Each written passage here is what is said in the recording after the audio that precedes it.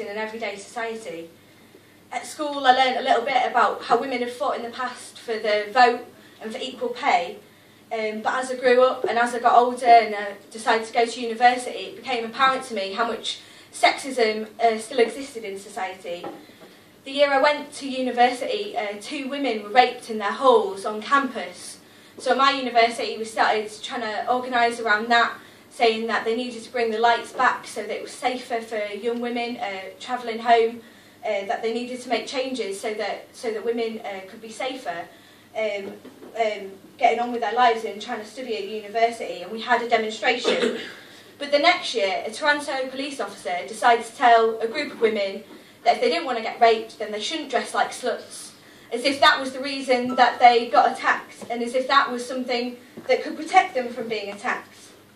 And this time, a huge layer of women decided to say enough was enough, and that they were going to take to the streets against the sexual harassment they experienced, against the low level of convictions in Britain, and against victim blaming that was happening. And women took to the streets all around the world because of what this police officer had said. This year, women also started facing attacks in other areas, in their pensions and on their pay, and we saw the big trade union strikes and demonstrations, which were made up of big groups of women as well, because so many work in the public sector. And the councils decided to make huge cuts. And the first thing they went for was the refuges, the support centres for women, the things that helped women leave domestic relationships, domestically violent relationships, the services that helped women who had suffered from rape. And they cut those first. They closed down so many of these centres that the remaining ones are turning away 250 women a day who are having to continue living in horrible conditions. But it definitely meant that sexism and rape and the rape blaming culture that exists was kind of back on the agenda. Politicians made some disgraceful comments about how some rapes weren't as bad as others. Galloway said, oh, it's all about sexual etiquette.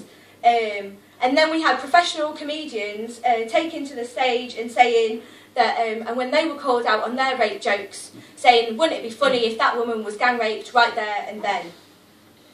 And then we saw the movement in India recently, how women and men wanted to start fighting back against the rape that happened there, and about the culture of rape there, and that women and men don't want to live in a society, let alone on a planet, where every day women are attacked and they're blamed for it. Rape isn't to do with anything that women are wearing, how much they drink, or what they do. It's a problem with a system that says women's bodies are a product, they're something to be sold, and that their bodies are fair game.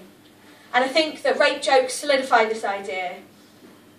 That rape and their victims should be laughed at, that their victims are kind of the butt of the joke, and that it's something that's funny. And that's why we set up Rape is No Joke, so that comedy clubs and comedians can realise their role in endorsing this kind of attitude and endorsing this culture, and that then they become part of the problem. A tiny proportion of women in Britain report being raped, and a tiny proportion of those get a conviction. And when it's plastered all over the TV and the media that it's funny and you'll be laughed at, why would a woman have the confidence to go to a police station and report what had happened to her? Why would she think that she was going to be taken seriously? And that's what we're trying to start to change. This idea that women are to blame and that women shouldn't report and that nothing will happen if they do and that it's funny. So that the next generation of women don't have a story like mine where they remember the terrible things that they don't, so that there's a new generation of women who don't hear about women getting raped on campuses when they're trying to just get an education. Rape is No Joke is the campaign to start doing this, so that women don't have to stand alone like the woman in Daniel Tosh's gig, and so that we can fight sexism and rape blaming culture together. Thank you.